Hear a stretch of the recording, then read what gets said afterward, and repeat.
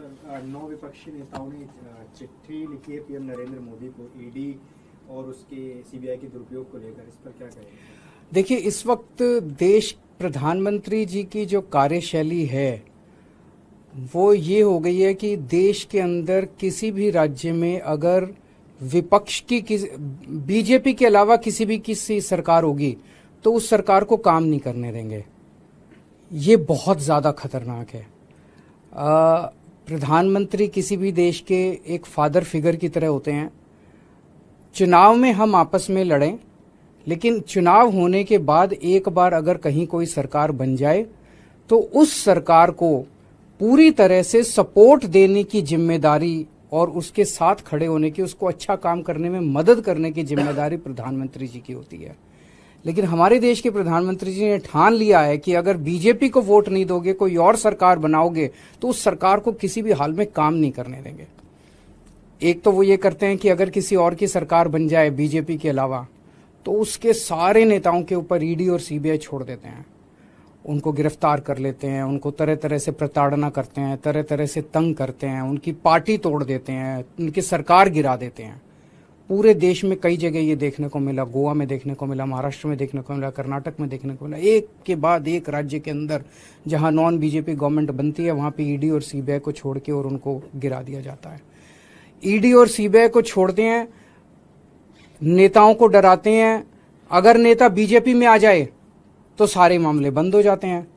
हेमंत बिश्व शर्मा, जो इनके ऊपर पहले सीबीआई और ईडी के इतने मामले थे, शारदा कांड था शायद उनका, उसके अंदर वो फंसे और जैसे ही वो बीजेपी में आ गए सारे मामले खत्म।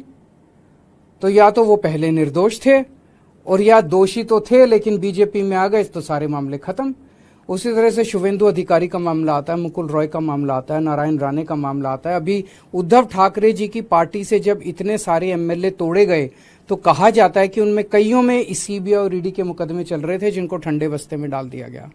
तो सीबीआई और ईडी का इस्तेमाल भ्रष्टाचार के खिलाफ के लिए नहीं कर रहे, सीबीआई और ईडी का इस्तेमाल कर रहे हैं चुनी हुई सरकारों को गिराने के लिए और दूसरी विपक्षी पार्टियों को तोड़ने के लिए। दिल्ली के अंदर जिस तरह से इन्होंने मनीष सिसोदिया जी और सत्येंद्र जैन जी को गिरफ्तार किया, दोनों के पास शुरू में इन्होंने बहुत लोग भेजे कि केजरीवाल का साथ छोड़ दो और आप बीजेपी भारतीय जनता पार्टी के अंदर आ जाओ। केजरीवाल आज अगर वो दोनों मेरा साथ छोड़ के और बीजेपी में चले जाते तो आज वो जेल में नहीं होते, उनके ऊपर किसी तरह के मुकदमे नहीं होते। तो जाहिर तौर पे उनके ऊपर जितने मुकदमे हैं सारे झूठे हैं, लेकिन वो भी डटे हुए हैं। तो ईडी और सीबीआई का इस्तेमाल केवल और केवल विपक्ष को तोड़ने के लिए और बीजेपी की जबरदस्ती सरकार बनाने के लिए किया जा रहा है। दूसरी तरफ गवर्नर्स का इस्तेमाल किया जा रहा है। मैं स्टैलिन साहब से बात कर रहा था, 20 से ज्यादा बिल जो विधानसभा ने पास कर दिए उस पे गवर्नर साहब साइन नहीं कर रहे। केसीआर साहब ने अभी कल सुप्रीम कोर्ट में केस किया है कि हमारे बहुत सारे बिल गवर्नर लेके बैठे हैं, उस पे साइन नहीं कर रहे। पिनरई विजयन साहब के कई सारे वाइस चांसलर्स की नियुक्ति उन्होंने रद्द कर दी। ऐसे चुनी हुई सरकारें कैसे? ममता दीदी परेशान है, नीतीश कुमार जी से मैं बात कर रहा था, वो परेशान है। दिल्ली के लेफ्टिनेंट गवर्नर समझते हैं कि सुप्रीम कोर्ट और संविधान को वो मानते ही नहीं है, वो खुलेआम कहते घूम रहे हैं कि मैं सुप्रीम कोर्ट और संविधान। ऐसे देश कैसे चलेगा?